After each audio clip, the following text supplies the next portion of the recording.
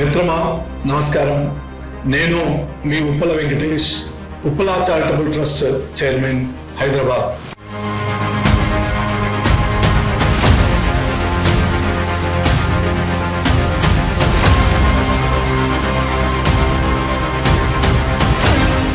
ఈ నెల 18 తారీఖున గురువారం రోజున పేద కుటుంబాల పిల్లల అభివృద్ధి కొరకు విద్యను పంచాలనే ఉద్దేశంతో ఉప్పల ఆశ్రమ పాఠశాల కలకొండపల్లి ఎక్స్ రోడ్ యందు నిర్మాణం చేపట్టడం జరిగింది.